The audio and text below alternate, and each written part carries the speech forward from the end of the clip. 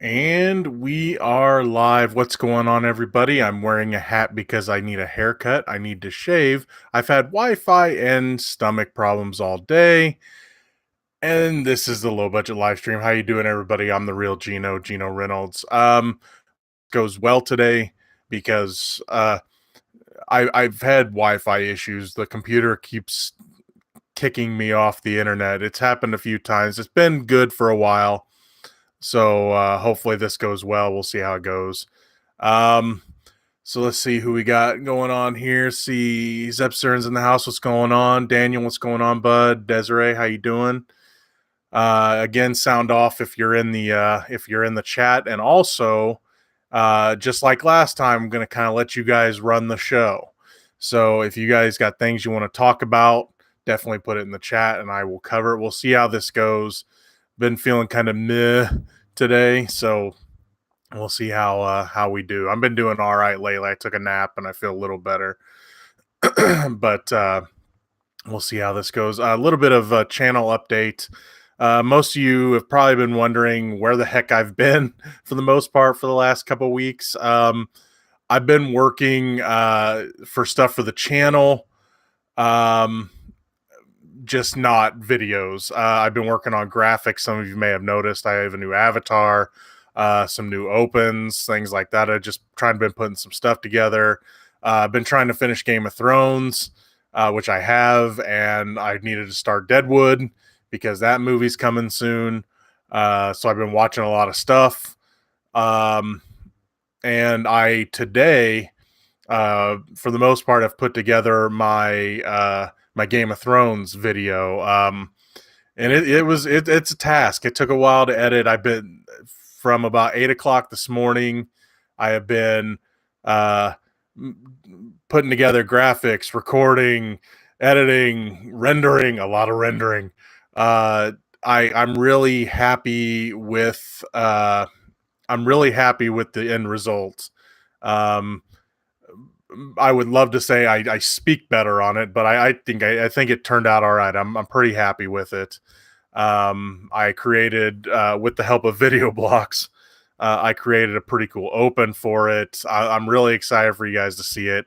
It's about a 30-minute video of me talking about who I think is going to win the throne, and I have criteria, and I explain all that in the video. So that's why I haven't been posting a ton. I've been trying to catch up on movies. Most of you have seen I released a couple of Netflix film reviews because they keep releasing movies and I don't know they're coming. I wish they would advertise them a little better. So I've been catching up on all that. I watched The Tick season 2 because that popped up on me on surprise. It's like, well, I got to watch that too. So anyway, so that's where I've been the last couple of weeks. Plus, half of last week, my kid was having an ear infection and just all sorts of life stuff. So that's what I've just been busy, just not putting videos on the site. But I am pretty well caught up doing work. So anyway, one last thing I wanted to talk about, and some of you may have noticed, I did my Pet Cemetery review, and I did a review for the Spider-Ham short from the Spider-Verse Blu-ray, and I loved YouTube on that because I was perfectly clear. I mean, most of you know I don't make really any money on this site, and that's fine. I got my first check last year after being on YouTube since 2011. And so, but I do like for my stuff to be clear because eventually I'll get another check, right? And it's kind of nice to get that check. And so my Pet Cemetery review gets clear and it says, it's monetized, all that good stuff. What gets hit with a we're not sure this is good for all advertisers? My Spider Ham review.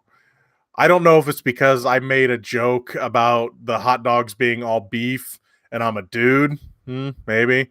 I don't know. But, I've been trying not to cuss and stuff in my reviews. I want them to be more family friendly. I know I'd play some games and sometimes I go on a rant and kind of let loose a little bit. But most times I try to keep my stuff family friendly. I'm like, oh, come on, YouTube.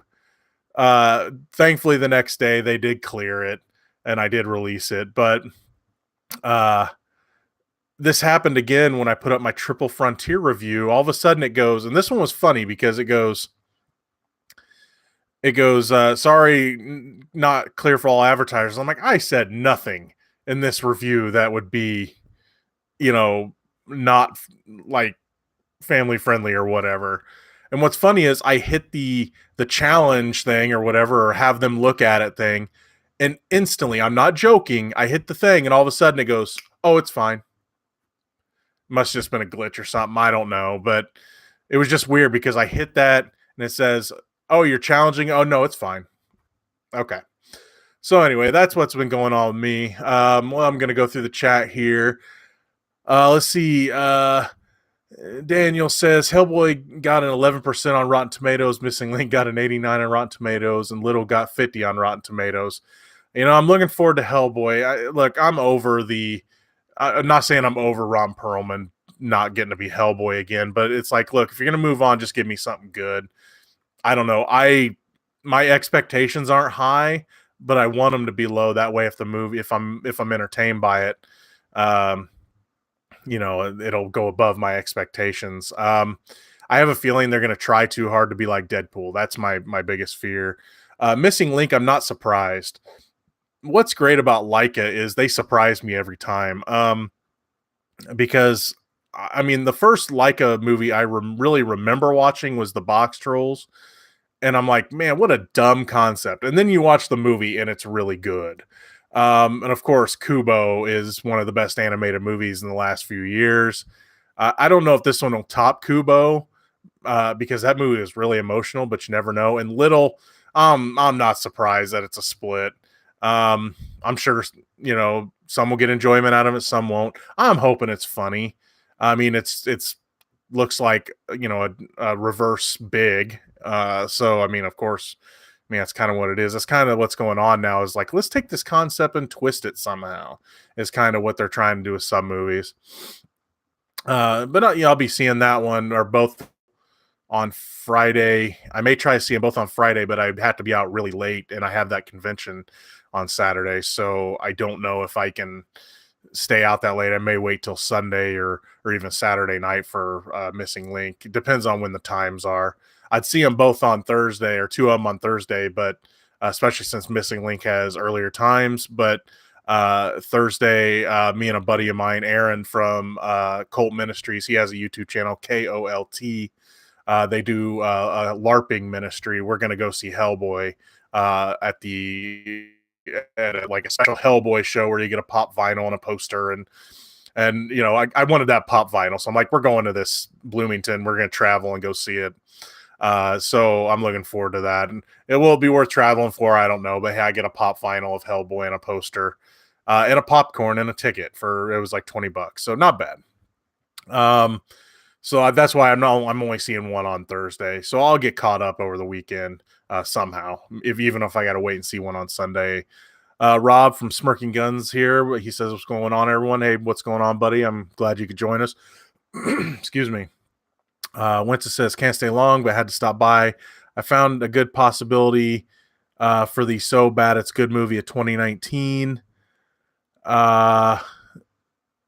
Let's see. Seeing if put that in there. I'm curious what you're thinking is the good possibility for your So Good It's Bad movie of 2019, or if you're thinking it's Hellboy. Desiree says, Lion King trailer seemed kind of meh, don't feel excited. Adam's Family has my attention way more. I have not watched the Lion King. I'm not gonna seek it out. If I see it in the theater or something, I'll watch it. I'm curious about it though. I mean, it is my favorite Disney animated movie, so I'm curious what they're gonna do with it. Winter says, if I start season 2 right now, can I finish it in time for the premiere? I've already seen season 1, so that's why I'm starting with 2. Oh, what show you? I'm curious what show you're talking about there. Tick. let's see. Oh, I'm back for a moment. It's The Intruder, where the guy from A Dog's Purpose essentially becomes a home invader. Yeah, I am looking forward to that Dennis Quaid movie. Um, I am curious about that. Oh, and was talking about Game of Thrones. Yeah, everything I talk about it covers everything in my video that I'm doing. Um, but yeah, if you're gonna have to hustle because the premiere is this Sunday, if you're trying to catch up, but that it's a quick watch at least if you can sit down and watch it. But my video is pretty spoiler heavy, so I would recommend before you watch my video, definitely catch up because I'm not restrained on spoilers. Um, let's see, where was I? Bryson says Deadpool will go by fast. 3 seasons was not enough.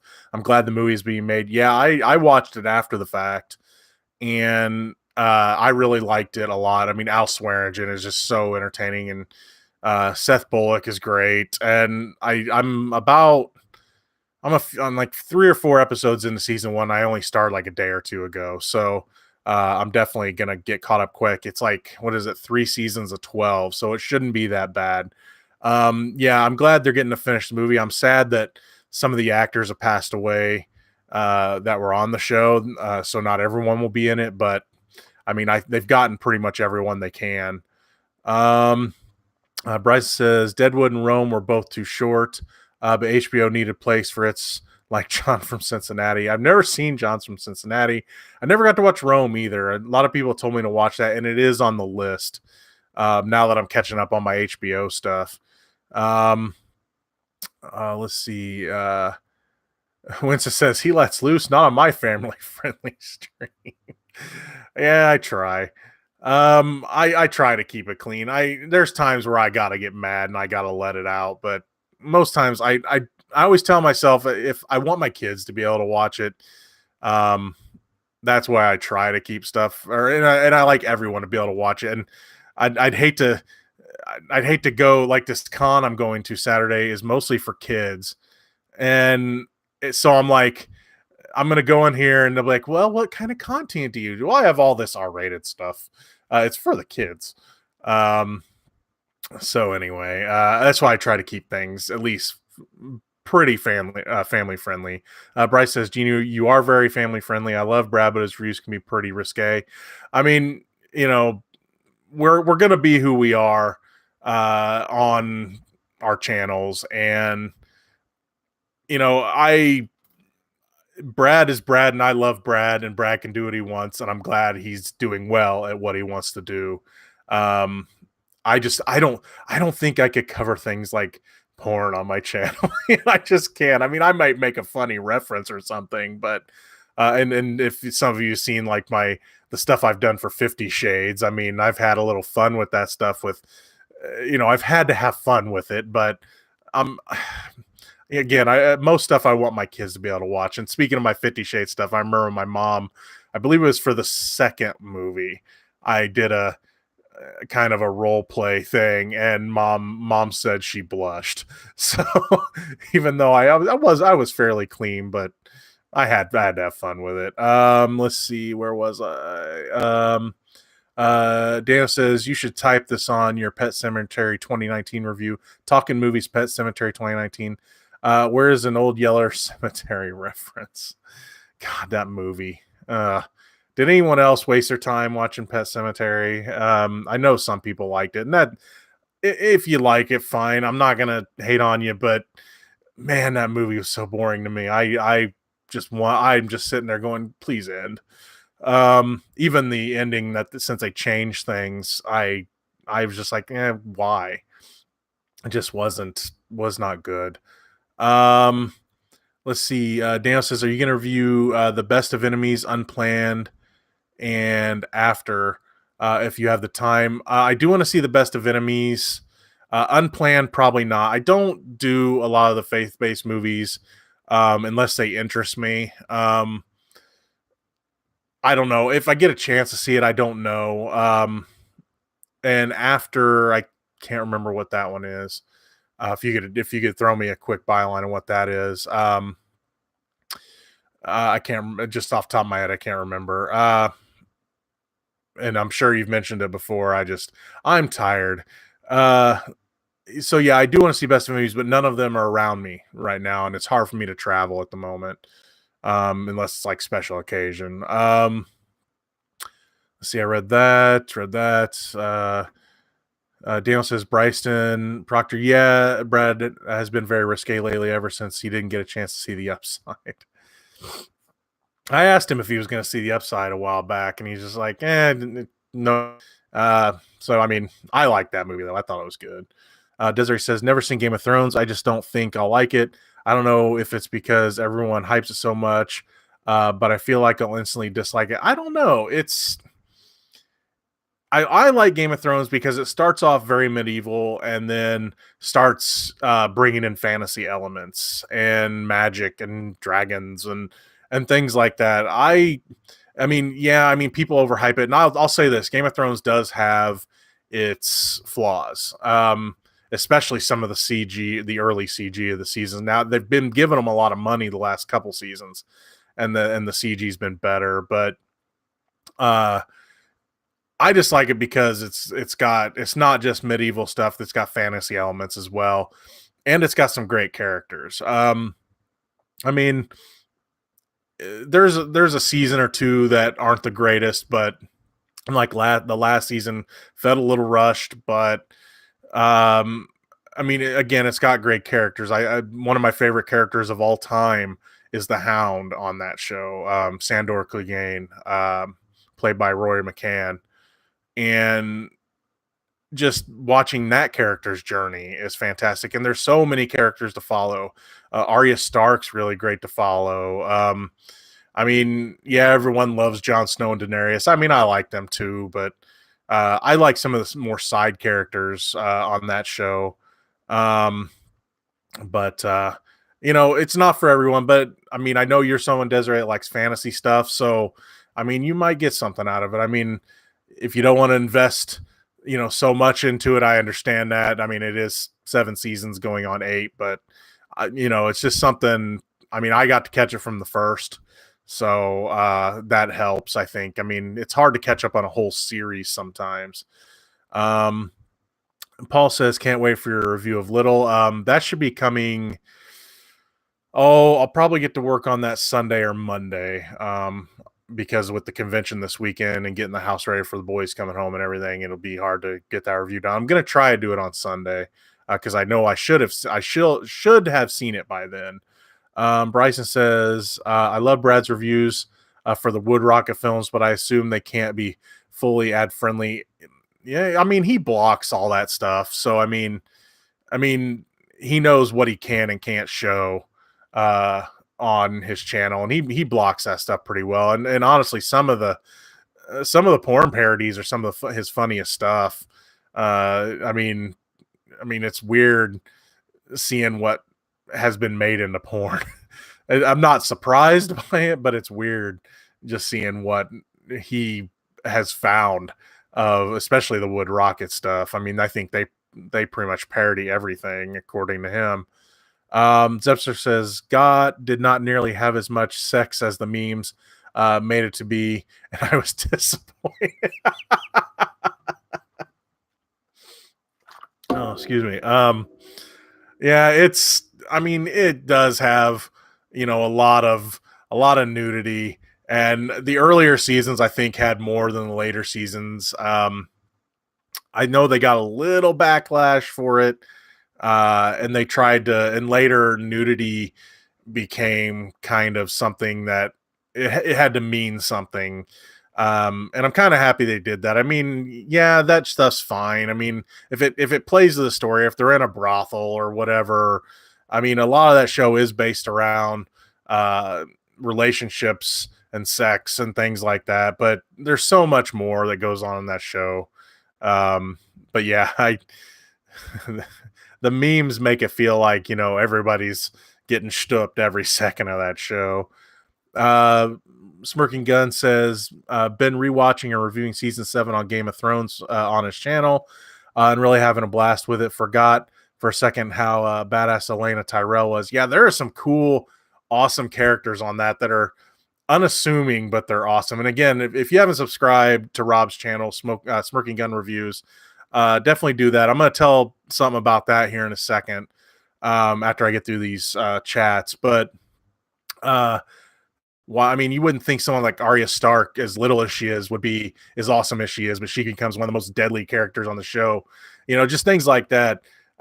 Just seeing how, I mean, just how awesome. Like, I mean, you never want to root for her, but I mean, what kind of a gangster is Cersei Lannister? I mean, it's just the stuff that they do on the show to keep their power and things like that. It's just insane. And yeah, Elena Tyrell is awesome. I mean, she's behind a lot of things that happen on that show, even before you meet her. Bryson says, excuse me. Bryson says, Gino, don't watch John from Cincinnati. It was really bad, but do watch Carnival. It was criminally underrated on HBO. Yeah, a buddy of mine I used to work with years ago loved that show. I don't know what all I'm going to catch up on. I've got so many things to watch. I bought a box set for Homicide: Life on the Street not too long ago, and though I've been through that series twice, I've wanted to go through it season by season and do something for it. And I don't know, it's sitting right over there. It's a big, hefty box set. So I definitely want to go through that. There's so many shows I want to watch. I'm still trying to catch up on some Amazon stuff too, but they keep canceling those. Let's see. Daniel says, I saw Pet Sematary last Thursday and it was okay. I can see people enjoying that movie, but I know especially a lot of people that love the original are not liking this new version. Daniel says, Real Rant, Game of Thrones have flaws. I don't know. I don't know if I want to analyze the show that much. I think with this video I did, and I may do some updates on, because what the video I did for Game of Thrones, not only do I pick who I think is going to get the throne, but I do some who I think is going to live and die, and how, and I may do some updates on that episode by episode. Of course, they'd be very spoilerific. So I don't know if I'll be doing a real rant about Game of Thrones, but it's not a bad idea. Daniel says, I already seen Missing Link in an advanced screening on the 6th, and it was great. He's seeing Little tomorrow, Hellboy on Friday, and After on Saturday. And by the way, Daniel has a channel too. You get a chance, subscribe to him, show him some support. Bryson says, let's see, Desiree, if you watch Game of Thrones, you need to watch Ramsay Bolton, the ultimate kindest man in Westeros. It's an accurate representation of the show. The ultimate kindest man in the Westeros. Yeah, we'll just say that. I don't know. Can I just say this, Bryson? Your comment reeks. You get that. I know you get that. Smirking Gun says the Robin Williams homicide episode was one of the best episodes of TV all time. The interrogation episode was amazing too. Yeah, he was great on that. He also did some Law and Order too, and he was really good on those. Daniel says, thanks, Gino, for the shout out. I also do movie reviews on my channel.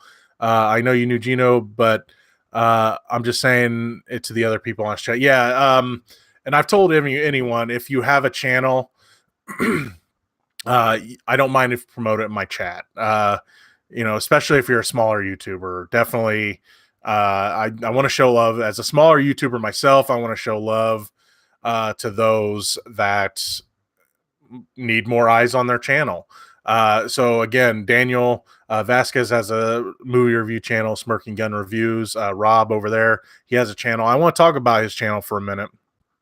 And I mentioned this on Twitter and on the community tab on my channel not too long ago.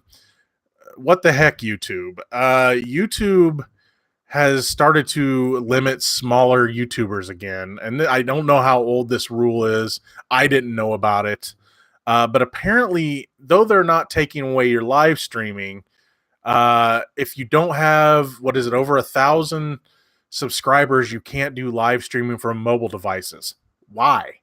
I mean, you would think that you would want channels to grow so they can get ad revenue and you can make money off that ad revenue. I thought YouTube and Google was ruled by money, and now all of a sudden they're like, well, this rule. I mean, some people have said they've done this to weed out just each and every one doing, just whatever live streams, but they're not taking it away from all formats for them. They're only taking it away from mobile devices. In the case of Rob at Smirking Gun, he only has his phone. So, and he wanted to do live streams so he could record as long as possible. He's, doesn't have a laptop and all that stuff. So it's just kind of dumb that YouTube would do this. It's like, I mean, I can understand in a way. I don't like it, but I can understand if they said, well, you can't do live streams, period, if you don't have 1,000 subscribers because you don't have an AdSense account, and that way you couldn't do super chats. So I can understand if there was some setup like that, but the fact that they just say, well, you can do live streams, you just can't do it from your phone. Why? I don't know. I just think it's dumb. So I'd love to see someone like Rob who wants to do live streams just so he can do longer videos, because I guess his phone limits his videos in length. I'd love to be able just to see him do it. So please share his channel so he can get over 1,000 subscribers, just so he can do videos the way he wants. I just think it's kind of dumb that he's not allowed to do that. I mean, best case scenario, he'd be able to get a laptop and stuff and do them the way he wants. But you know what? I can understand not being able to do stuff like that. I mean, some of the equipment I have and stuff like that, I mean, I've taken out loans for and have had to wait for tax returns for. And I mean, I understand the paycheck to paycheck, lifestyle. I mean, this is the paycheck lifestyle. Why do you think I call this the low budget live stream? I'm surprised I have the equipment I have. But it's, I've, been building it up over years. I mean, I wasn't able to get everything right away. And just little by little, just now I've ordered stuff for the background for my set because I had a little extra cash because I was working weekends and had a little overtime. So, it's, it just sucks seeing YouTube do that. Again, I can understand if it were an AdSense thing and it was on all platforms under 1,000, because I mean, I don't like it. I don't agree with it, but I get it. I would get it if that were the case, but not just saying, well, you can't do it this way. You have to do it this way, or you can't do it at all. That's just dumb. So anyway, again, if you aren't already following Smirking Gun Reviews, help the guy out and subscribe to his channel, share his channel, and share his story. That way, maybe he can get a little love and get his channel up over 1,000, just so he can do videos the way he wants to do them. So anyway, that's something that, he put out a video. If you haven't watched his video on that, watch it. And also, if you haven't watched his videos, he did a video about C2E2. I really enjoyed it. I love convention stories. Definitely check that out as well. Let's see. Where was I? Bryson says, Gino, no one will gain the Iron Throne. In an ultimate troll, Martin will have the White Tea Empire come in and kill everyone after the White Walkers are defeated. The White Tea are the Mongols also. Woot for the book. I have a theory about the Iron Throne. I mean, though I did my countdown, that I'm probably going to release it. I'm probably going to release it tomorrow, maybe even tonight after we're done. Depends on how late it is. Because it's pretty well done. I just got to finish all the nooks and crannies of an upload. Those of you that upload videos know how that goes. I have a feeling, though. I mean, yeah, we say who's going to get the throne. I have a feeling there may not even be a throne. Being that it was forged in Dragonfire might melt the thing. And I do have a theory about White Walkers and the Night King that I bring up in the video that kind of pertains to their threat level and where I think they're going to fit in. So anyway, that video will be up. It may be tonight. I'm not sure. I gotta kind of put it together in their finalize it, or whatever you want to call it. I mean, I could see, like I said, I could see the throne not existing, even though it's been like the trademark of the show since the beginning. Desiree says they want to keep the little guy down. It's so damn scummy. and it don't make sense. Yeah, I don't get it either. I mean, I could see them wanting to limit live streaming for pop-up channels that are trying to get strange messages out there and stuff, but you know, channels like Rob's aren't that. He's talking about movies and TV shows. You know, you'd think they'd be able to look at that and say, well, I mean, honestly, why don't they make it a case by case basis? You know, oh, they'll look at his channel and say, oh yeah, you can do them. That's cool. You know, review him. I mean, I know there's so many reviewers or so many channels and everything. I get that they don't want to have to look at everything, but you know what? It's your responsibility, YouTube. Um, and just saying no, you can't do that, even though he's still allowed to do it if he had the right equipment. It's just weird. Um, let's see. Daniel says talking restaurant McDonald's is cheap, but it's worth it. Not always. You know, I like McDonald's, but man, I hate myself most times after I eat it. But boy, is it good. I have not had McDonald's in a long time. Daniel says, real rant, my kids' daycare actually show them the Happy Timers and Sausage Party. No. Um, Smirking Gun says, I just got to keep going and not let this setback get me down. Thank you. Hey, man, I get it. When, excuse me, when I lost my TV spot on the station I work for, I thought I was done, and I was just gonna be like, well, I guess I failed. Um, and that's been a few years now. And while it took me a while to build, and I mean, I got to throw a big thank you out to Brad because he's helped me out and did a video with me that helped me get, help me get over the whatever the requirements that YouTube put on smaller channels and all that. Um, he was a big help for me there. He's been a great friend. I get it. I get the struggle.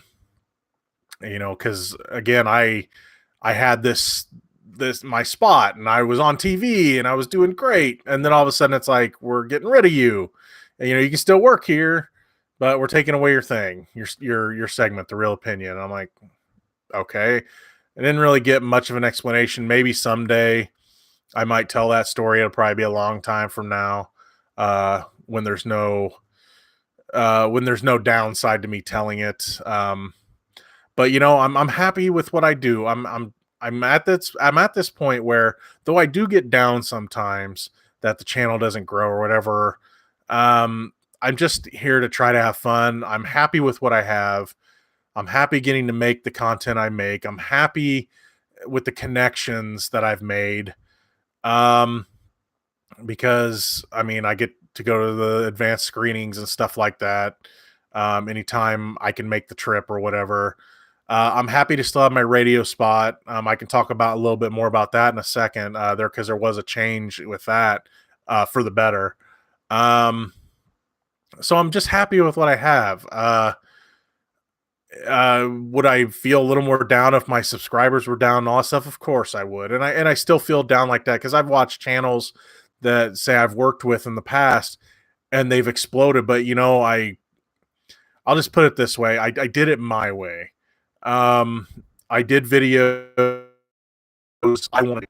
I'm not gonna play into this watch mojo BS just to get subscribers. I don't want this to be my job. Would I like it to earn money more? Sure, that'd be nice, but I'm never gonna make this my full-time job. I don't trust Google and YouTube enough. But I'm just trying to stay positive and happy with the way things are. And if people watch it, people watch it. If people don't watch it, they don't watch it. I'm going to make the content I want to make, the videos I want to make. If I want to talk about something, I'm going to talk about it. If I don't want to talk about something, I'm not going to talk about it. But I'm not just going to make mindless videos for views. And I know there are channels out there that have grown fast just because they've done that. And while, and I've mentioned this before, while there are videos out there or channels out there that do engaging lists and countdowns and things like that, and some are very good. I do like some of the stuff that Screen Rant does. There is actually thought put into it. but I I know there's just cookie cutter channels out there that all of a sudden they have 5 channels and they all do similar type things. You look at a channel like maybe What Culture, where it's like, well, we got a gaming, we got wrestling, and we got this, and we got that, and I'm not saying that site is totally devoid of thought, but stuff like Watch Mojo, I mean, how many videos they put out a day? Like 4, and there's just not a lot of thought put into them. So I I'm not gonna do that to grow. I just can't. I'm gonna be me, and that's all there is to it. And I appreciate channels that do that. I know Rob's channels like that. He's doing this because he loves it, and I appreciate channels like that. Bryson says, "Screw YouTube. Uh, go to live like PewDiePie." Susan, I can't ever pronounce her name. Wojcicki, I don't know. I can never say her name. Isn't fit to even manage a Dairy Queen. Hey, don't put down Dairy Queen like that. Daniel says, real rant, movie theater popcorn got me sick and ruined my chance to see Hellboy. Let's see. Daniel says, you're welcome, Spring Guns. And Spring is okay. You guys can discuss that. Let's see. Let me get down here. Daniel says, talking stores, Target does it aim well. Bryce says, talking sheets, the best gas station to take a sheets. Let's see. Daniel says, are you trying to make my channel less family friendly, making me cuss? No, I'm kidding. Daniel says, talking restaurant, Freddy's Steakhouse. It is 45 minutes away from me, but it is worth it. It's about that for me too. We don't have one in Decatur, have one in Springfield, and it's delicious. My kids and I went to Chuck E. Cheese finally to play games, and we didn't eat there. We went to eat at Freddy's, and my son on Sunday, he goes, are we going out to eat? And we try to on Sunday. If they've both been good all week, we try to go out. And I said, sure. And we're probably going to go out. And he goes, can we go to Freddy's? I'm like, you want to go to Springfield for lunch just to go to Freddy's? Yeah. It's like, I don't know if we're going to do that, but maybe sometime I'll plan it. But anyway, I love Freddy's Steakhouse. Fantastic. It's like what Steak and Shake used to be, and they have fry sauce. Dan says, talking restaurant, In-N-Out Burger. It's only 5 minutes away from me, but it is not worth it. I've never had In-N-Out. I've heard it's good, but that's just legend for me. I've never had it. Desiree says, speaking of wrestling, poor Bret Hart, random creep, tackling him out of nowhere. Yeah, a lot of people are thinking that's a work to build up Travis Brown, Ronda Rousey's husband. But I don't buy that. I just buy that he got tackled and Travis Brown beat the crap out of the guy, which I'm fine with. He's a former UFC fighter. But I mean, that's an organic way to build him up, because they've talked about how natural that he is on screen when he's been on screen with Ronda, which, by the way, she finally lost at WrestleMania. Even though they're gonna say if she comes back, they're saying she might be done to raise a family, but I doubt that. She may raise a family, but I think she will come back. They're gonna say that her shoulders weren't down. She's gonna be like, "You never pinned me," and all this stuff. Even though I think that was a mistake, it was a botch. But yeah, Bret Hart, man, he got up and he took it like a champ. I didn't get to watch it. I don't have the network anymore, but I did see a fan video of it, and yeah, he just gets right back up, and that was an event, so I was happy he was able to get through that. I mean, that guy's just, if he was trying to make a name for himself, that's the wrong way to make a name for yourself. I haven't really studied much on, I know they released information on him. I haven't seen any of it yet, but I mean, that was terrible. I did like the setup they had for the Hall of Fame this year with, have it in the ring and everything. I thought that was better than the stage. Let's see. Paul says, like your channel, Gino, is fun. You give an honest opinion on movies. Thank you very much. That's all I can be, is honest. If I don't like something, even if everybody likes it, I can't say it. Whenever we were talking, years ago when I was on TV, we were talking sponsors. I always had to tell them that, look, if I get a sponsor, you can't let them, affect my opinion, uh, no matter what it is. It's like I get to say what I want to say, and they're gonna have to be happy with that because I can't let popular opinion, I can't let money, you know, really tell me how to say things or what to say, or how to feel. Yeah, if I don't like something, I'm going to say it. That's just how I am. I'm brutally honest. I can't help it. Daniel says, what about you could do daily vlogs about your life? You could call Gino Daily Vlogs. I don't know if I got that kind of time. A lot of it would be me sitting here in front of a computer going, hey, well, I'm editing yet another video, and then I got to go back to work, and then I got to come back home and finish my video, and then go pick up my kids. It'd be monotonous. I don't know if vlogging is for me. I got to have a little downtime and privacy. But I get why people vlog, and it would be kind of fun sometimes. But I've thought about vlogging at like cons and stuff, but I don't even know if I'm doing any cons this year other than the one I'm doing this weekend and maybe the one in Madison. I talked with Brad about that. I asked him if he was doing the Madison con, and he says he's not sure yet. He's hoping that with the work he's done with Wizard World, he's hoping they'll sign him on for all of them after these next couple. And I may do Madison with him. I did take the time off in case he does, so chances are, if I can afford it, I'll be doing it. Let's see. Bryce says, in horror movie news, there's going to be a Nun 2. Yeah, I'm not surprised by that.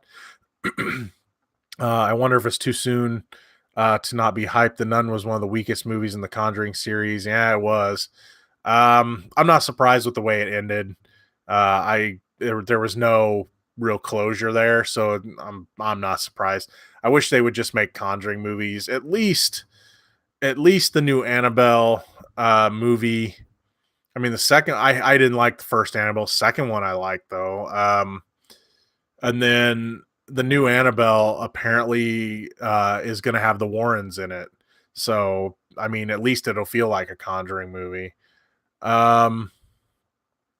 Let's see. Dan says, actually, Freddy's is 10 minutes away from me. Oh, okay. You're talking about me. Well, darn you. I could go for some Freddy's. It's been a while since I've had it. Whenever I took my kids, I don't get to have it very often. Probably shouldn't have it too often. Bryce says another movies I've not hyped for there is Summer Loving, the upcoming Grease prequel. Do people not recall the Abomination that was Grease 2? I don't have a ton of love for the original Grease, and I get why people do like it though, so it's not like I'm putting it down. It's just not. I like the soundtrack and everything, but it's just not one of those movies that I like fell in love with like a lot of people did. And Grease 2, I know I've seen it. I don't remember much about it. I don't remember it being great. But yeah, I mean, it's just Hollywood going back to the well again. I didn't know it was called Summer Loving. Whatever. I guess I'll have to catch up on my Grease again. But yeah, I don't really have too many thoughts about it. It's just like, Hollywood's going back to the well. What a surprise. Desiree says, dual joke. That is the question. And I know I've mentioned this before. Excuse me. I know I've mentioned this before, but I think that I like Joaquin Phoenix because, I mean, think about it. He turned down Doctor Strange, and though I love Doctor Strange, I can see why he turned it down. He's looking for characters that he can really sink his teeth into, whether the movie's good or not. I mean, yeah, he's had some missteps, but he at least tries to pick interesting characters. And the fact that he signed on to Joker, I mean, you have Scorsese producing it still, I believe, and then a lot of people are comparing that trailer to Taxi Driver. Granted, I don't want to see Joker become the hero, Not even an anti-hero. I want to see why he goes to crime. Um, Even though, yes, I know being a vigilante is a crime. Um, I just don't want to see him become Batman, you know? I mean, he's definitely gonna kill some people, I'm sure. But will it be a good Joker movie? God, I hope so. I really do. I really just want that movie to be good. I enjoyed Shazam, and I want to enjoy DC movies. I mean, Aquaman was fine. A lot of people are like, "Why did you hate Aquaman?" I didn't hate Aquaman. I I thought it was fine. It was okay. I'm probably not going to see it again. Second comment, and Mark Hamill is Chucky. Damn it, Mark, for making me care about a new Child's Play. Yeah, I was not into that at all. I mean, not saying it's not my Chucky, but I know that they had already kind of rebooted it already, and they had those, was it Curse of Chucky and Cult of Chucky? I saw Curse of Chucky. I didn't see Cult of Chucky. And then all of a sudden they were talking doing a TV show, and then now they're rebooting it, and then all of a sudden it's like I don't care, and I saw the first thing with the doll, and I didn't really care, and but then it's like, well, Mark Hamill's doing the voice of Chucky. It's like, why do you do this? Why do you make me care? Um, I mean, do I think he's gonna just sound a lot like the Joker as Chucky? Yeah, but hopefully he'll do something special with it. I think it's gonna sound a lot like Joker doing Chucky. Um, which I mean, if you think about the Spider-Man animated series, Hobgoblin sounded a lot like the Batman animated series, The Joker, for a reason. Because Mark Hamill. Paul says, I know you said you don't watch too many faith-based movies. So does this mean you will not be seeing Breakthrough? I'm probably gonna see that one. I that one is more that one's being released by I probably will see that one because it's just I don't want to see uh every Pure Flix movie and stuff like that. There's just some movies that I know, look, I'm cool with whatever faith you are. You want to worship whatever, as long as you're not hurting people, I'm fine with that. As long as you're good to people, I'm fine with it. But some of those faith-based movies, not just from like Pure Flix, but there's others as well from other faiths as well, that some of the movies, just the messages are dangerous, the characters are misleading, the message is misleading, and I just know that's I know, you look at someone like Brad and he does the reviews on those or whatever, and that's big for his channel and everything. And I get why he does it. And I'm cool with that, but I just don't want to be like that on my channel. And I've seen some, and some interest me. What was that one? Was it the it was the one where a guy was trying to was it The Case for Christ, I think. Excuse me while I look this up.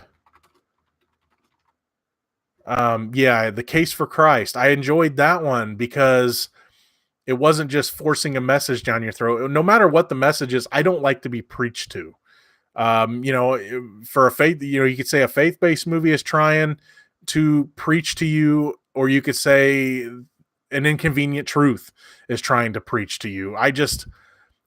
I like seeing more sides than just here's the one side you have to believe to enjoy this movie. And not I'm not and some faith-based movies do a really good job at showing all sides and giving us good characters. So I'm really choosy when I choose a faith-based movie, and on my channel I have plenty of them. But I'm just not going to see them all. I'm just going to be a little bit more choosy. Again, it's not just Christian movies, it's any type of faith-based movie. I want good stories. I want good characters. I want to see in movies. I want to see more different sides. I don't want to see cookie cutter characters. You know, I mean, sometimes yes, it's fun to have a mustache twirling villain, but when you're trying to, especially when it comes to something that's about a faith of love, and you're having to villainize some characters just because they can't be good if they're not of our faith. That has happened in some of those movies, and I think it's very irresponsible. And I just can't. I'm just not going to watch movies like that. I want movies to have a chance to show me all sides. Um, so, or if you're showing me one side, show me a compelling side. And some of those movies just kind of force the issue as well. And it's just, for me, it's not worth watching. It's not worth taking the time. And there's some that are good and some that aren't. Some that have been really fantastic movies. I mean, one movie that I really enjoyed that not a lot of people saw because it didn't get a wide release. I had to find a screener for it years ago. Was Machine Gun Preacher. It was Gerard Butler and Michael Shannon was in it as well, and it's about a former biker goes to prison and he gets out, and he ends up finding faith through doing missionary work, and the missionary work ends up being uh, protecting supply lines and things like that from people that are trying to hurt people. And so that's a compelling story. And I read the guy's book, and I think I read two of his books. Um, and I've always wanted to hear the guy speak. So that was a compelling faith-based movie where, then you get something like War Room, that just forces it and does dumb things to try to tell its story. And so I'm really choosy when it comes to that. But then again, Breakthrough, yes, I probably will be seeing that because that is like the big Easter movie that week, I think. Um, let's see. Daniel says, "Real ramp penguins. Why are they so cute and cuddly? Just because they are." Um, Smirking Gun says, "Haven't watched any movie trailers since C2E2, and I'm loving it. But I don't know how long I can actually hold out. It's a personal goal to go without trailers for a year." Um, Speaking of trailers, as most of you know, I don't actively seek them out, but I will watch them in the theater. I did have to walk out of a theater during trailers the other day because they started showing the in-game trailer. I'm like, nope, gotta walk out. Thankfully, all they showed was images from, I guess it was images from Iron Man 1. So I saw like Iron Man in the Mark 1 suit. That's all I saw, and I didn't really listen, so I don't remember what he said. So I had to walk out. I'm sure Hellboy's going to do that too. So I think when trailers, I have a reserved seat for Hellboy, so I think when trailers about to start, I'm gonna run the pop vinyls and posters out to the car because I know they're gonna show an in-game trailer, and I don't want to see it. But yeah, man, I love avoiding trailers. I mean, I have seen some, and after in-game, uh, I'm probably gonna be less cautious. I'm still not gonna seek things out, but I am going to uh, not be as strict until Star Wars. I don't want to see. I want one little taste of Star Wars is usually all. That's all I want, and that's it.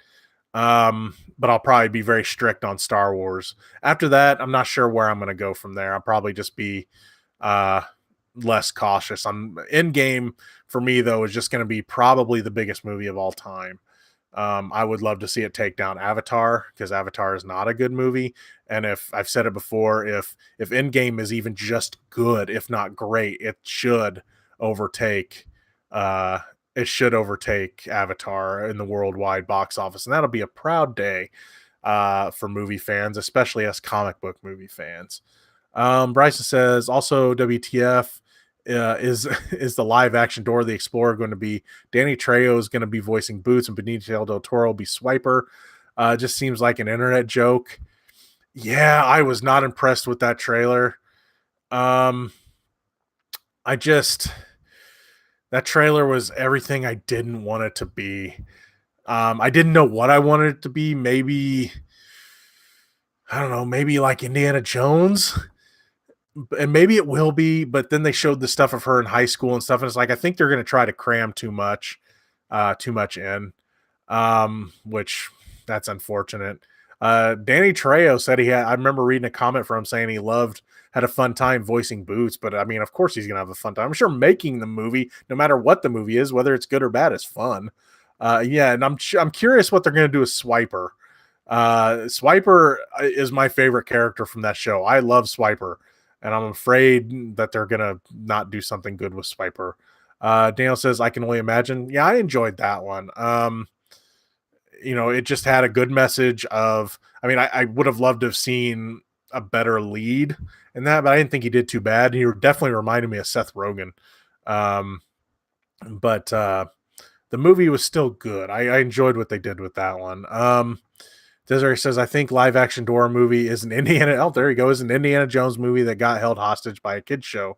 There's things in the trailer that look good, but then something happens that makes me cringe. I mean, I thought when they released the first image, I'm like, well, that's what I expected Dora to look like, you know? And even though I predicted a long time ago that's who was going to be Dora, I wasn't surprised when they announced her. And I was like, well, at least she's she's a good up and coming actress. But then it's like, oh, what are they going to turn this movie to? I mean, hopefully more of the movie is the adventure stuff and not the teenager stuff, even though I know the new Dora show is like her as a teenager and her teenage friends and their pets. And I don't even think Boots is in that show. Bryson says, I want to sound against or I don't want to sound ageist, but with Terminator Dark Fate, I feel Arnold Schwarzenegger and Linda Hamilton being older just don't work. The older Terminator has not worked so far. I liked the idea for Genesis when they said the Terminator can age or whatever. The idea, I liked it. The execution, on the other hand, was awful. That being said, Linda Hamilton, even though, yes, Terminator 3, they killed her off. I like that they're kind of erasing Terminator 3. I mean, we let other movies do it. Why not? I mean, it worked for Halloween. Hopefully it'll work for this. But the older Linda Hamilton, I mean, I like the idea. I mean, heck, we've already kind of seen it in Halloween. With the older Laurie Strode. I mean, that was all I could think of was that's Sarah Connor. And that we're gonna get. And I love Linda Hamilton. I don't know. I know some of you have heard the Linda Hamilton story when I met her, where we were getting our picture taken, and she started rubbing my back, and that was a great moment for me. She goes, "Sorry, I'm a little handsy." It's like, you do not have to apologize for me. I love you, Sarah Connor. So I love Linda Hamilton. I love that character. So I'm excited for that. At least they're doing that. I mean, could the movie still be really bad? Yes. Will it work? I don't know. I don't have a lot of faith in it. Hopefully they surprise us, though. I really do. Though if they do surprise us, we're going to get a ton more, and they'll be like, finally, we got something that worked. And I'm afraid of that. Daniel says, I watched The Beach Bum last week and I hated it mostly because they don't show McConaughey's bums. I haven't seen that yet. I don't know if I'm going to get a chance to. It didn't really come around to us. Desiree says, Machine Gun Preacher sounds like a character from the anime Trigun. He's the best character in that anime. I've watched a little bit of Trigun. I didn't get to get much into it. That's one I've always wanted to watch. Machine Gun Preacher, it's not your typical faith-based movie. It was on Netflix a while ago. I don't know if it still is. But if you get a chance, check it out. It's a very compelling movie. I really enjoyed it. And I really like the guy's book too, because he was very candid in his stories on this is what happens over on these mission trips. And it's very action packed. And again, plus it's got Michael Shannon in it. Why? I mean, he's the best friend. And I love it. I love that movie. It's one I haven't got to watch in a while. I need to watch it again. Bryson says Daniel was McConaughey's fake dong not enough. Spoiler alert. Bryson says, I recently just saw a trailer for James Gunn's new movie, Brightburn. He's producing that movie. He's not directing it, for those of you who don't know. I'm surprised I haven't really heard too much about it in horror circles, especially since it comes out pretty soon. I can't wait. Yeah. When I saw the trailer for Brightburn, that trailer, the first trailer, for those that haven't seen it, if you haven't seen it, watch it. Don't watch the new one. Watch the first one. Don't watch anymore because they're starting to give away too much. I had to turn off the second trailer because they started telling too much. But the first trailer, it looks so much. It looks like they're doing Superman, like Superman origin, but then things get twisted. And I'll just say that if you haven't seen it, I've mentioned it before. Definitely check out the Brightburn trailer, the first one, and only the first one. Um, yeah, it looks fantastic. I cannot wait for that. And I think part of that, I love seeing his name pop up as a producer because that was after Disney had fired him, and everyone's like, well, there are other companies other than Disney started to show that there can be forgiveness for people saying stupid stuff. And it's not like he did anything to someone other than just say stupid stuff, make dumb jokes 10 years ago. And the industry starts saying, you know what, this is the one. This is the one we're going to start to show the redemption trail for. And that, of course, led to Disney bringing him back. And he got to sign on to do Suicide Squad as well. So we get a lot of cool stuff from James Gunn, which is awesome. So in a way, I'm not happy he got fired from Disney, but in some ways I kind of am because now he gets to come back. Everything's great, and we get the Suicide Squad from him. Plus, he probably would have done Brightburn anyway, but still, I'll just throw that in there as well because it looks awesome too. Um, let's see, where was I? Smirking Gun says, I will cheat and watch a Star Wars teaser, but just the one, like you said, yeah, that's usually what I do. I just want that little taste. It's like, give me a little taste, and then let me watch and judge the movie, not knowing much. And again, that's why I'm doing the stuff for Endgame, because I don't want to know anything. I've seen, little bits and pieces and thumbnails, and I've seen the spacesuit, like I think Rocket wearing a spacesuit, and it's like, well, I'm not surprised they're going to go to space, so there's things I haven't seen anything that I haven't seen any video from it. So I'm trying to keep it that way. But for Star Wars, yeah, I got to have just a little bit. I got to get a feel for what I'm getting into. I did that for The Force Awakens too, and I was happy I did. I didn't watch a lot of the other trailers and stuff until I may have caught part of the Japanese one. I don't remember. I know I caught the part where they showed Kylo Ren putting the lightsaber up to Rey's face and stuff like that. So I think I caught a little bit of that, but I didn't see most things, and I was happy I didn't. Bryson says, tell what it is going to be about. It seems like alien kid comes to Earth, but instead is evil like a bad Superman. Exactly. That's exactly what it feels like. The Brightburn is what we're referring to. Yeah, it just looks like what would happen if Superman went bad instead of good, despite having good parents. Who knows? Maybe one of the parents are bad to him or something. I don't know. I don't think so. I think it's just going to be he just goes bad. But anyway, it looks fantastic. So yeah, it looks like what if Superman went wrong? Let's see. Daniel says, I think Dora and the Lost City of Gold is trying to copy the success from Jumanji Welcome to the Jungle. Maybe. I'm happy there's another one of those, another Jumanji movie. I love that last one. But I could see that. Or it's just trying to capture that let's turn this kid's movie live action thing that they're trying on certain things. I would have loved, just like I kind of wish they would have done with Lion King, instead of this quote unquote live action. You know what I mean?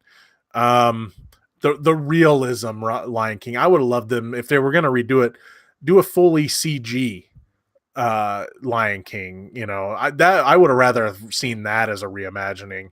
But we'll see. I'm still hoping that one's good.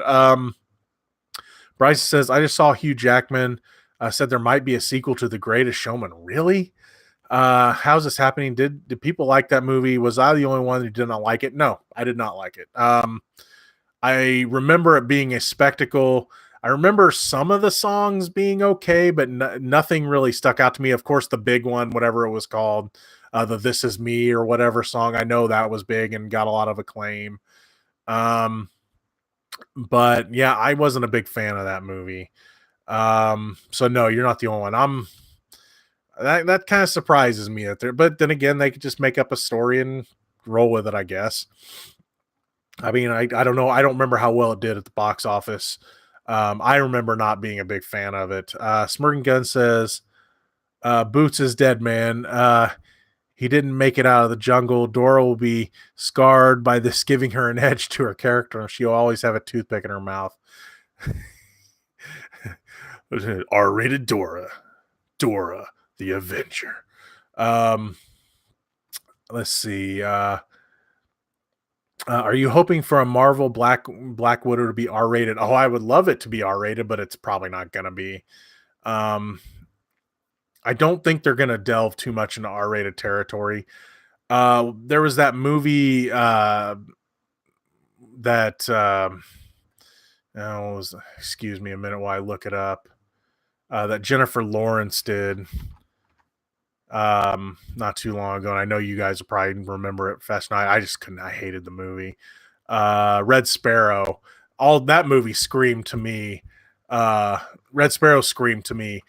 This is Black Widow, and it was an R-rated Black Widow. I didn't think it was a very good movie.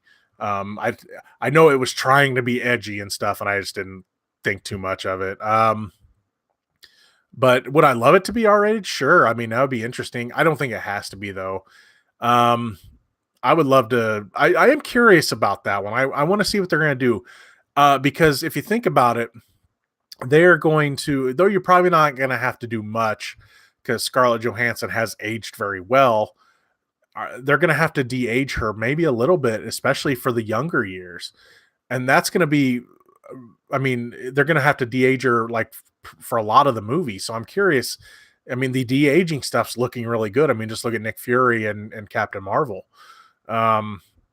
So I just think that, I mean, I am curious to see how they do that. That's what I'm really curious about when it comes to the Black Widow movie, since it's supposed to be about her past. That being said, it could be about her past catching up to her, not just like a full movie about her past. So, I mean, part of it, they may not have to de-age her so much. I have a feeling that's what that movie is going to be. You're going to see stuff from her past, the whole Red in her ledger thing that they kind of dropped a long time ago. And then I think it's going to be something from her past coming back, because that way then you could add in characters like Hawkeye and stuff if you want. Which, by the way, apparently they're working on a Hawkeye show for the Disney Plus service that's coming out. Which I'm not surprised by that, because he's wanted a movie, and I didn't think they were going to give him a movie, but a TV show I could see them doing, at least a mini series or something. Desiree says a lot of people love The Greatest Showman. They got suckered in by the music and dancing. They're in full support of a man who exploited and abused people because they're different for money. Yeah, it was hard for me to like the main character. I don't remember everything about that movie. It's one of those movies I just kind of pushed to the side when it was over. But yeah, I remember not liking the main character, Hugh Jackman's character in that. And again, some of the music I thought was okay. Bryson says, another movie musical news. Cast just wrapped filming. I hope Tom Hooper learn from Les Mis not to let actors sing. Poor Russell Crowe is just bad. You know, here's the funny thing about Russell Crowe. I remember when I saw it, I didn't think he was bad. Because I was too focused on how much I didn't like Eddie Redmayne in that movie. And I know I might catch a lot of crap for that. But I remember I only saw it the one time. But then you go back and listen to Russell Crowe, and it's like, he tried. And I like that character of Les Mis, though. I like Russell Crowe's character. That's one of my favorite characters from that show. I've seen the stage production of that show. I would love to say I saw it on Broadway or something. I saw it over at the Sangamon Auditorium in Springfield. But I like that show a lot. And I like that character. Maybe that's why I was a little more forgiving at the time. But, you go back and watch it, it's like, yeah, he wasn't that great. Daniel says, are you looking forward to Penguins and Long Shot? Penguins I probably won't see. I'm not a fan of those Disney nature documentaries. It doesn't appeal to me. It's hard to like review them. It's like, I don't know. It's hard to review them. I mean, if I caught it and the kids wanted to see it or something, maybe, but I don't have any real interest. Long Shot, though, yes, I am really looking forward to that. I'm hoping that movie doesn't there's a few parts of that trailer in Long Shot that get a little slapsticky. The part where Seth Rogen falls on his face. I'm hoping that isn't the movie. I want it to be smarter than that. I want it to be a smart romantic comedy. maybe even a romantic dramedy. Um, I am looking forward to that one though. It looks good, at least from what I've seen. Simply V says, "Hello, folks. How you doing, Simply V?" Sorry it took me so long to get to that comment. Say hi. Smirking says, "Brightburn will succeed or fail with me by the quality of the script." I mean, that's a good point. I mean, the idea can be cool, but the story could be terrible. Um, I don't know. We'll just have to wait and see. That one it's one of my one of those it's not a big budget movie, but it's one of those smaller movies I'm looking forward to. I hope it's really good. The idea is cool, and I like what I've seen so far. Um, let's see. Desiree says, I work in a movie music store, can vouch for sure that people love The Greatest Showman a lot. We sold that soundtrack like crazy, positive more than the actual movie. No one seems to care about the movie. Yeah, it is one of those that in time the soundtrack will be more remembered than the movie. I'm not surprised by that. Again, I remember a few of the songs and it didn't really appeal to me, but I could see it appealing to people. But yeah, the movie is I don't remember enjoying it at all.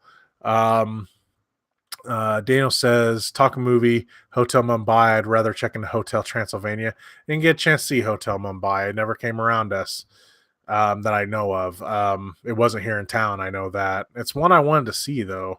Um, let's see. Bryce says, British films don't typically come to Springfield, do they? This weekend in my area, a movie is premiering called The Aftermath, which stars Keira Knightley and Alexander Skarsgård. It looks good. It's about a British officer and his wife living in post-war Germany.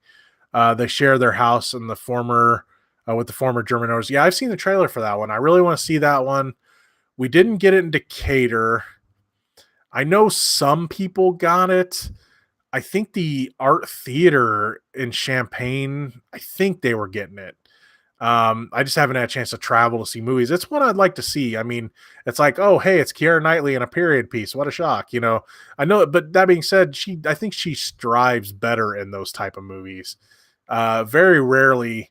I mean, I like Keira Knightley, so don't get me wrong, but I think that she strives more in period pieces and things like that uh versus more modern stuff. Um, I'd rather see her do things like The Aftermath, or I'm looking at the uh her list here. I'd rather see her do like Aftermath or The Intimidation Game or Imitation Game, than see her do uh you know Pirates of the Caribbean or especially the Nutcracker. Jeez. I'm trying to remember that movie she did that was really good that I love. Begin Again. That was one modern one she did that I really loved. If you haven't seen that one, that one's really good. She plays a musician in it. But yeah, I've been wanting to see that one. I mean, it looks like it might be a little predictable, but I mean, the trailer looked really good. Um, let's see. Smirking Gun says, have been reviewing What We Do in the Shadow show. It's hilarious. Have you checked it out? No, but I've wanted to. I really like that movie a lot, and I've been wanting to check it out. It's on the list, if you know what I mean. It's just trying to catch up on everything. I'm so far behind on shows. I mean, I have my priority shows like Game of Thrones. Then there's like, well, there's the shows that I want to watch, and then the shows is like, well, if I get a chance. TV shows are hard for me to watch, but yeah, I do want to see that show. I haven't watched your videos yet because I want to see the show first. It's hard for me to watch other people's reviews if I haven't seen it yet, because I like to get people's thoughts after I've seen it, which makes it hard for me to watch some reviews. But yeah, I definitely want to check that. I love that. Though I know he's not on it, as far as I know, Taika Waititi is behind it still, so that makes me confident about it. I know apparently I heard Doug Jones has a part in it, which of course gets me excited. So yeah, I really want to see it. I love that movie. So underrated. And I definitely want to see the show.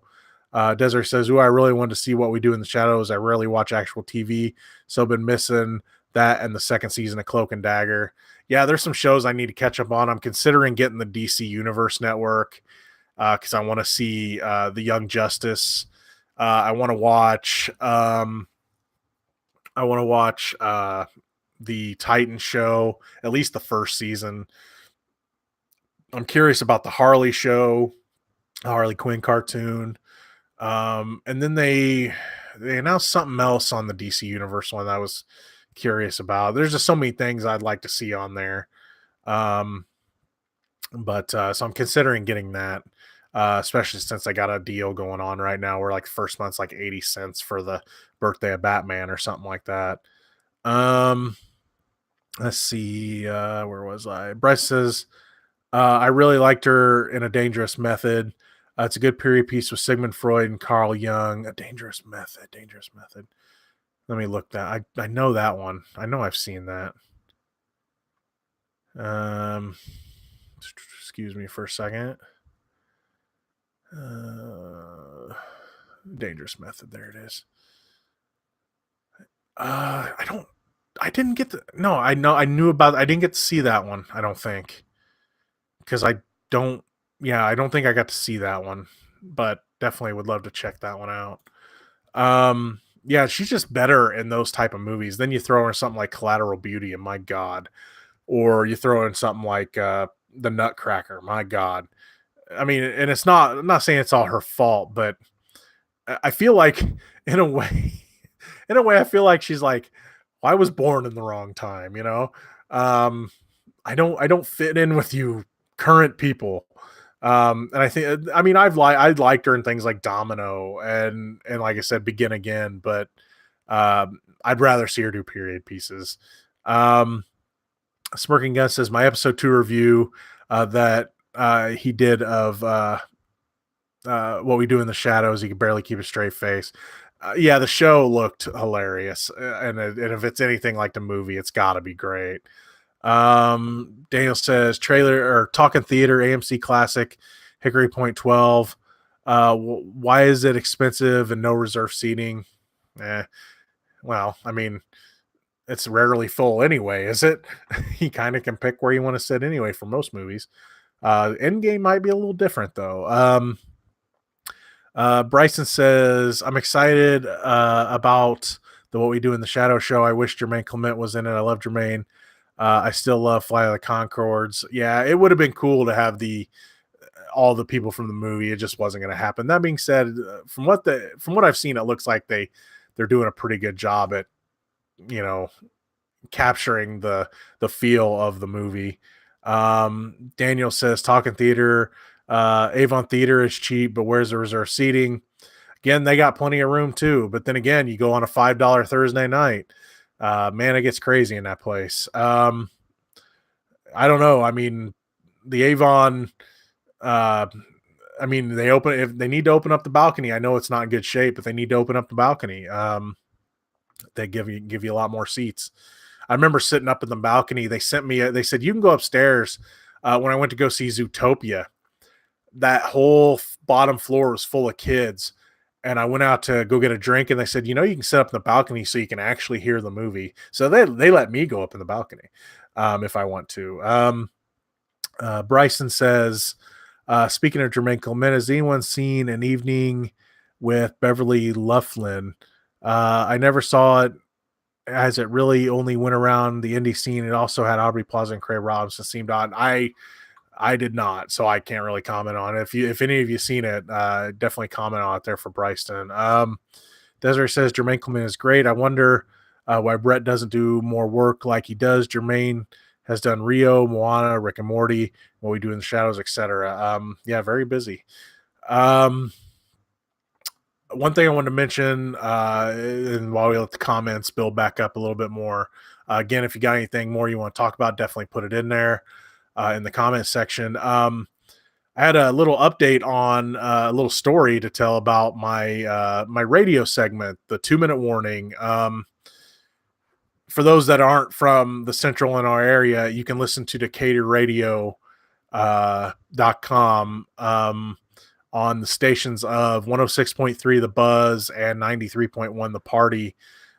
They have different sites, and you can listen live on those if you really want to hear these. I mean, it's just I do a 2-minute segment where I if I've seen a movie, I review it. If I haven't seen a movie, I preview it, or I'll do like a wide preview of what's coming out in the weekend. It's just a 2-minute movie segment um, that I've been doing. I used to do a one-on-one with one of the radio personalities, and we do like a 5-6 minute like interview type thing where we talk about movies or talk about just the entertainment industry or something.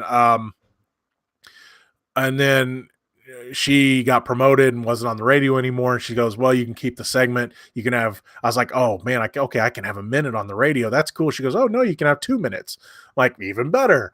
So I always tease a movie and all that. Well, it used to play on the Party around 4:30 on Fridays, and on the Buzz, which is the rock station, my station.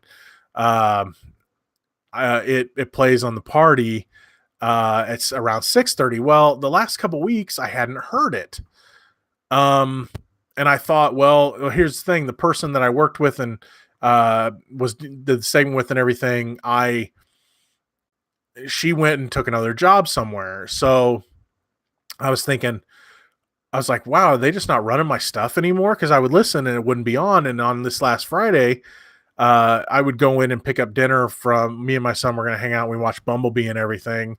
And we went and picked up dinner. I went in and grabbed my dinner because I didn't want what he wanted. And then I had him listen while I was in there. And then I went in and grabbed his dinner and had him listen. And he goes, Dad, I didn't hear it.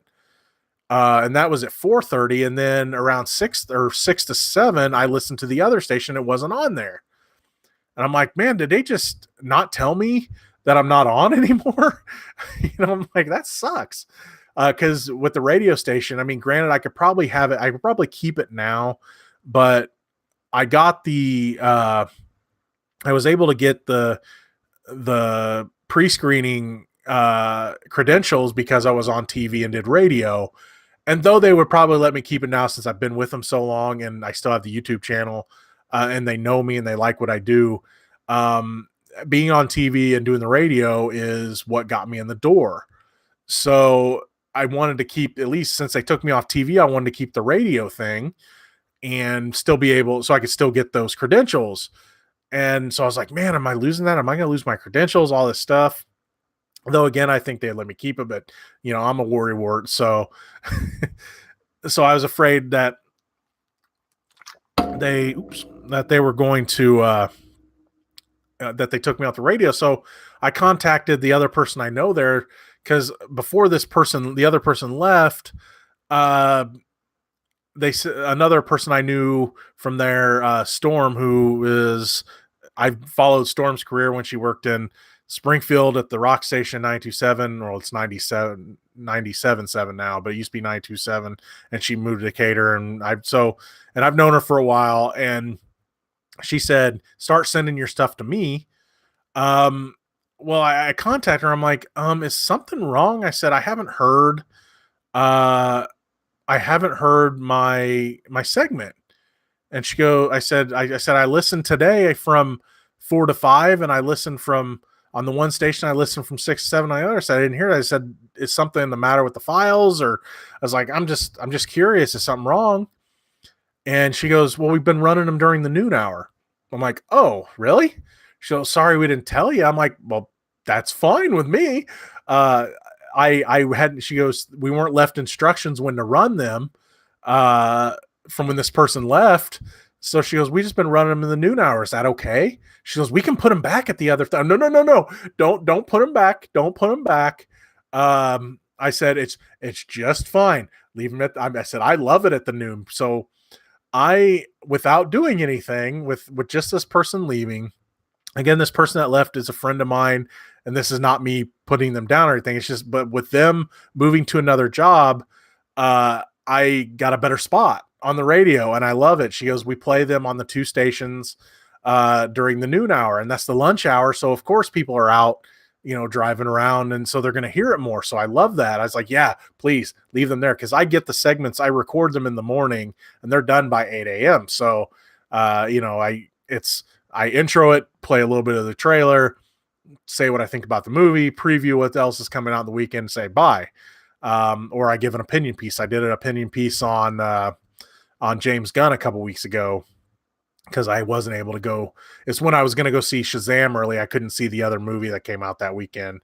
Uh, the 2 weeks before, I couldn't see it because I'd rather see Shazam 2 weeks early.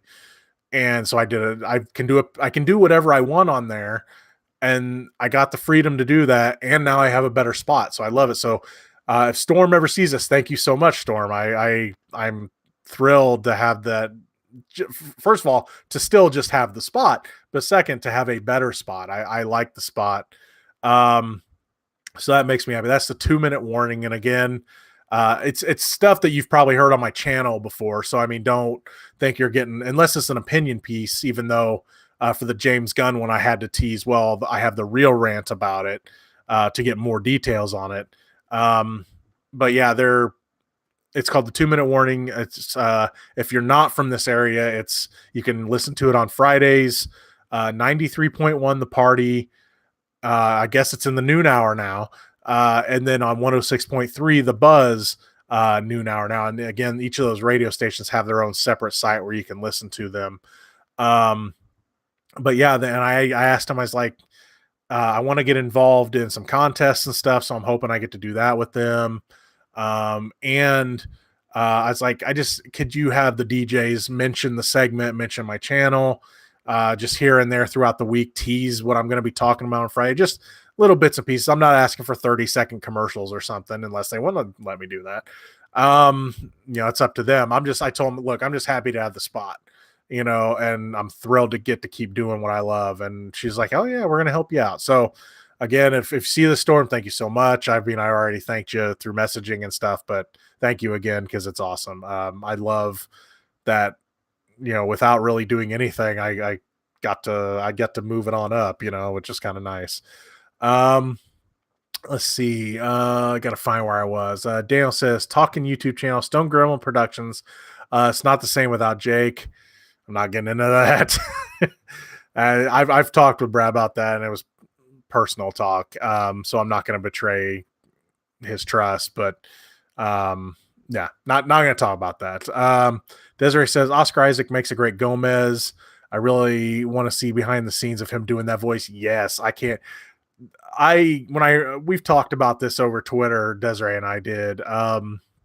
She pointed the trailer out to me. I didn't know it had come out, and I watched it. I'm like, yeah, I was like, that's what I was hoping for. Hopefully the story's good. But when I heard they were doing animated of the Addams Family, I was saying, I think this is the only way I would accept another Addams Family movie. I mean, I love the first two Addams Family movies. I love the second one, especially. I love Values. I mean, just for the Thanksgiving stuff, the camp stuff alone, I love that movie. And then the rest of the movie's great. And then the reunion or whatever, it tried. And it's not for lack of trying, because, I mean, some of the cast wasn't terrible, but it just wasn't what it was needed to be. So animated form, I'm cool with, and I'm really looking forward to it. Hopefully the story's good. I like the trailer so far. What I've seen so far, I like the voices. Yeah, Oscar Isaac is a great pick for Gomez. So yeah, it should hopefully be fantastic. Bryce says, in weird upcoming movies, Aubrey Plaza and Craig Ferguson are both going to be in the Ark and the Aardvark. It's a weird comp animation Noah's Ark movie. Stephen Merchant is also in it. I don't know. I'd check it out. I like that cast. Paul says, looking forward to seeing Detective Pikachu when it comes out. So am I. I didn't grow up with Pokemon, as most of you know, but my kids like it here and there. I mean, my son loves watching XY every now and then. He loves the characters. My other son likes collecting the cards. He has the original, Pokemon Yellow. I guess it's not the original game, but it's the take on the original game. And I won't say it over this, but I'm considering for his birthday coming up something Pokemon for him, for his 3DS. Considering there's other games I'm considering too, so Don't think that's a hint, son. If you watch this, he won't. Um, there's not enough Mario in it. But I saw that first trailer. I was pretty impressed. I didn't see the second trailer. I wasn't going to, but they showed it at a theater, and I didn't want to. That's not what I'm going to get up and get out for. And I was a little sad that they showed a little too much, like they showed Mewtwo, but I would have loved that to. I think that would have been a cool surprise. So maybe there's other surprises that they're going to have. I don't know, but I'm liking what I've seen. I mean, I didn't know what I was going to think of a talking Pikachu, but hey, Ryan Reynolds as a talking Pikachu, cool. Hopefully, I just hope it's as good as the trailers are letting on.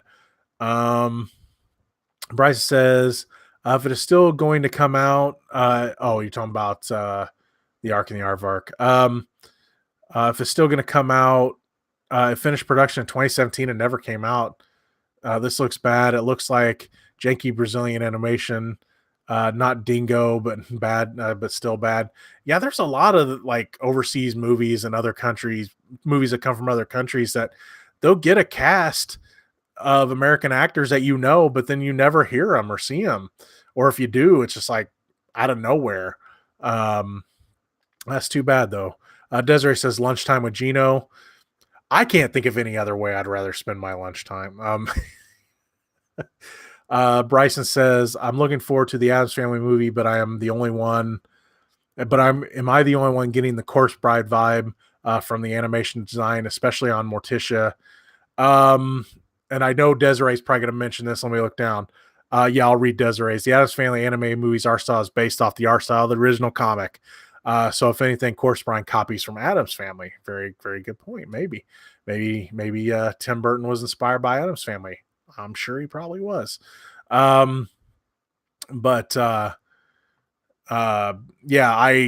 I could see the comparison though. And I knew you'd mentioned that, Ezra. I know you said that on Twitter the other day. Daniel says, don't worry, I already know about the Jake controversy. He made the midnight screens hilarious, and Brad told everyone on Twitter in 2015 why Jake left. Yeah, I don't like to get into that drama stuff. So, that if you want to look up Brad talking about it, if you want to know that story, everybody. Bryce says, Christina Ricci will always be Wednesday Addams to me. I remember her as Wednesday being one of my earliest crushes. Yeah, I can understand that. I mean, she was weirdly cute in those movies, especially the second one. And yeah, I just her creepiness in those movies, her weirdness was kind of attractive. It's weird. But I get it. I really do get it. Winston says, hey, back for a moment with another So Bad It's Good nominee. There's one I just found coming up called Booksmart. Let me look that one up. Booksmart. Let's see. Booksmart. Oh, yeah. I saw a trailer for that. Yeah, it looks like it could be good. I'm not sure what to expect from it, but I don't remember too much from the trailer. But yeah, I do remember seeing the trailer for that the other day. It could be one of those indie darlings. I love when an indie darling pops up and it just blows you away. Maybe that might be one of them. You never know. Then again, it might be bad. Who knows? One thing I wanted to make sure I mentioned this Saturday, I know I mentioned it on the last stream, but next Saturday, this Saturday, I'm doing my first convention on my own anyway. I helped Brad once, but I'm doing RaiderCon this Saturday, April 13th from 9 a.m. to 4 p.m. That's in Moweaqua, Illinois at Central A&M High School, which is to have a $5 admission, 18 and under, friendly atmosphere where welcome to, but they're asking like people that do cosplay don't do like half nude cosplay and things like that. They're just keep it friendly, family friendly. But there's going to be, they say, cosplay, a friendly atmosphere, comic book, artist alley, concessions, a guest appearance. Which the guest appearance they're showing this Superman fan film, and they're going to have the actors from there. There's not going to be any big guests that I know of. They may have a surprise, you never know, but I doubt it. I mean, this is the first annual Raider Con. And it's their slogan is where superheroes are made. If you want more information, they only have a Facebook page. It's RaiderCon, RaiderCon, RaiderCon. Again, that's this Saturday, April 13th from 9 a.m. to 4 p.m. I know a lot of you aren't from around here. I get it. But if you are and you want to come say hi. If you want to make a trip, come say hi. Whoop, I just about spilled my drink. That's what I get for moving my arms around. Anyway, so I'll be doing that this weekend. I'm really looking forward to it. It should be, it's kind of a test run for me because part of me, and it won't be this year, but part of me wants to consider maybe getting an Artist Alley table at a Wizard World or something. I don't know. But I want to give it a shot and see what it's like. My buddy Aaron, again, from Cult Ministries, is going to be there. And he's going to have his LARPing ministry table there. And I made sure they put us next to each other so we can help each other out. But yeah, I'm really looking forward to doing that convention. I'm going to finish up these comments here, and then I will probably be closing off for the night because I've been working pretty much all day. I had a little nap, but not enough. Let's see, where was I? Bryson says, in between Ricci and Winona Ryder as Lydia, I developed a thing for goth girls in my childhood. I can understand that. I get that. Desert say, oh, also apologies on my stupid long comment on Us review. It's just gave me so much material for a mini rant. I love your long comments. Don't get me wrong, Desiree. I love your passion. When you find, like when I used to do Get on the Mic, the podcast, I used to get so many comments from her, and she'd apologize for them. We're like, I love your long comments. I love listening or reading. I love reading and hearing about what you think about movies. And I love that. I love when people put a lot of passion in their comments. As long as I am able to read all the comments, until I start getting a zillion comments, if that ever happens, I'm going to read every comment. And if I don't reply, it's sometimes I don't have something to say. Sometimes I let you all, do the talking, because sometimes you make better points than me. So no, you don't have to apologize for nothing. I loved your spiel on Us, on my Us review. If you haven't read her spiel, definitely read it. It's very informative and entertaining. So you don't need to worry about apologizing for your quote unquote mini rant. I enjoy reading them. I enjoy when anyone puts a lot of thought into comments. It's comments like, just people putting people down that I can't stand. I like informed and intelligent comments. So no need to apologize. Daniel says, was it crowded for Pet Cemetery? Because mine had a decent crowd. Not really. I think there was, I went on a Saturday afternoon though. I went and seen like the 2:30 show. So that can't really be a judge for that. I could see the night crowds being a little packed. But yeah, I didn't have a big crowd. There may have been 10 people in there. Of course, there was people in there talking through the whole movie. It wasn't as bad as some movies. It wasn't as bad as when I went and seen Us, but still, even when people are whispering, they don't understand that I can still hear them because they whisper really loud, right? So yeah, there wasn't a ton of people in there, but yeah, they still found a way to be annoying all the same. Smirking Gun says, job wouldn't let me out of work, otherwise it'd be there. Hey man, we're still gonna get together. I'm trying to work something out for us. Either whether I come to you or you come to me, but we're definitely gonna work something out. I'm not sure when. Just bear with me. I wish you could make it. Unfortunately, you can't, but that's okay. I'm hoping that this won't be my last thing. I'm gonna try to look for, like this RaiderCon, smaller cons first. But that's just it. Conventions get so big so fast. It's it's, I'm almost afraid to, I'm not, I'm not afraid of them. I'm afraid to put the money into them. I mean, because you got to pay for hotels and all this stuff, and I'm not really selling anything other than my channel. So, I mean, it's hard for me to want to go, you know, do a Wizard World or something where I'm going to have to pay. If I do all 3 days, I got to pay for at least 2 nights hotel. Got to pay for the table, which I can't remember how much I was told it was, but it could have been somewhere around like 500 or more dollars for the table. I mean, yeah, it'd be cool to meet people and maybe get some new subscribers and stuff, but do I have that kind of money to throw around? Not really. It'd have to be one of those I do one a year or something. But these little conventions, a $10 table, I'll spend $10 on a little gas money to go do a 1 day convention. I'm really looking forward to it. Daniel says, and go ahead and get your last comments in, guys. I'm definitely going to wrap up here in just a little bit. No, I'm not rushing you guys out. I just, I'm going to wrap up soon. Did I get my Avengers Endgame tickets yet? I did go ahead and reserve tickets for the Thursday night screening at 6. But even though I haven't gotten the invite yet, um, I know when the critic screening is going to be, and I have taken vacation. And when I get the invite, I am going. I cannot say when that is because, and I'm not joking, a rabid mouse might come and sue me.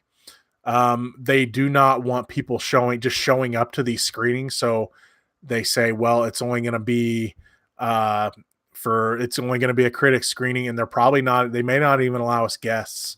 I remember when Rogue One came out, they didn't allow us guests. They did for Last Jedi.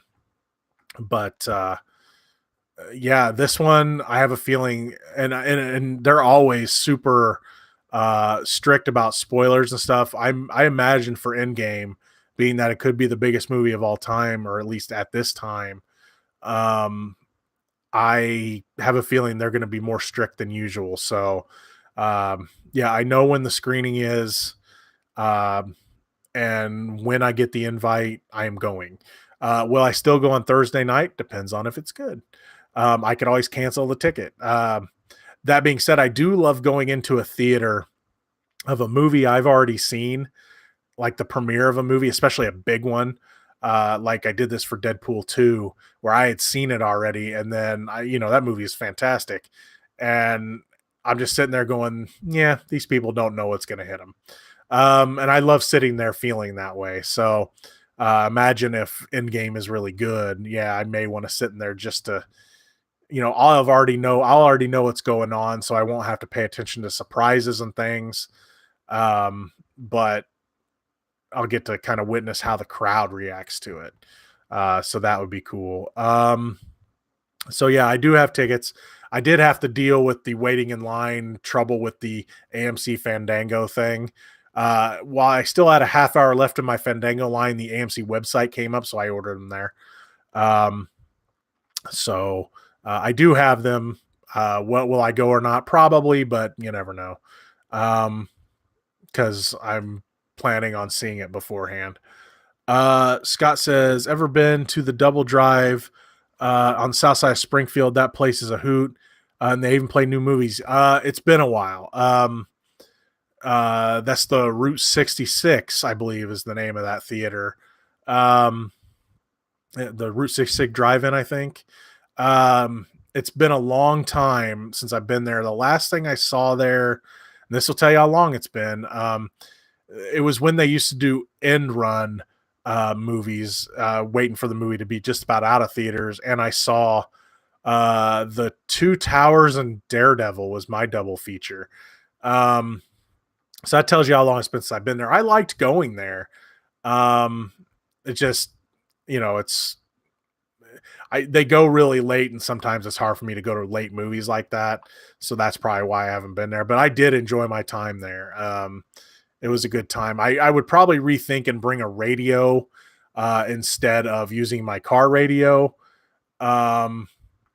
So That would probably be something I'd do different there. I love the fact that you get the sound through your radio. That was kind of cool because it kind of felt like in-car surround sound.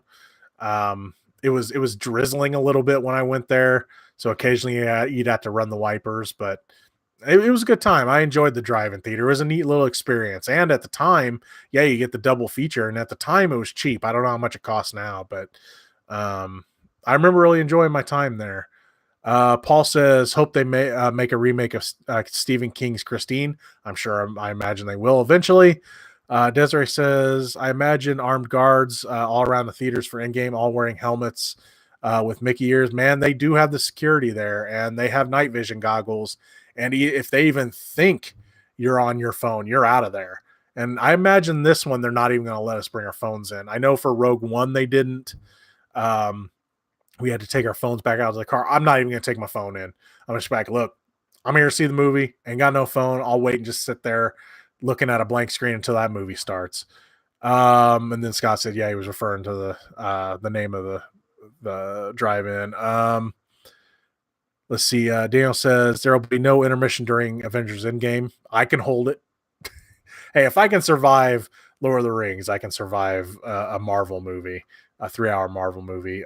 Scott says it's like $8 this year for both movies. That's not bad. Yeah, that's it was a fun experience. I remember having a good time. I'd love to do it again. Again, it's just hard for me to get there. That's I think it was 5 or 6 when I went. So that's not a bad jump for as many years as it's been. Daniel says you should take your kids to the Springfield Drive-In Theater. I don't know if I can keep them out that late. Ryan might be okay with it. Andy would probably fall asleep. Desiree says we have only one drive-in down here. It shows adult films because sure, that's what you want to watch in public. It's a bonding experience. Um, or it's a bondage experience, baby. Anyway, Paul says can see the bathroom lines being real long after Endgame. Probably. I know that's probably not one I'd have a drink in. Daniel says, wait, are you talking about you guys can have your little discussion there. Let me see if there's anything else I want to bring up before we go. Get your last comments now, guys. We're going to go ahead and wrap up here in a bit. Let's see. Let's look at the news real quick. Yeah, I mentioned the Hawkeye series. This was I thought was kind of cool. I haven't seen the Castle Rock show, but Lizzie Kaplan is going to play Annie Wilkes, the Kathy Bates part from Misery. On that show. I'm really curious about that because I think she could do crazy. Has anyone watched that show? I haven't seen that show. I've heard it's all right. Let's see. Let's give a quick look here. I know there hasn't been a lot of news coming out lately. Yeah, I'm not really seeing much. So we'll probably wrap it up again. Go ahead and get your last comments in, and we will be wrapping it up for the night. Let's check the movie news here real quick.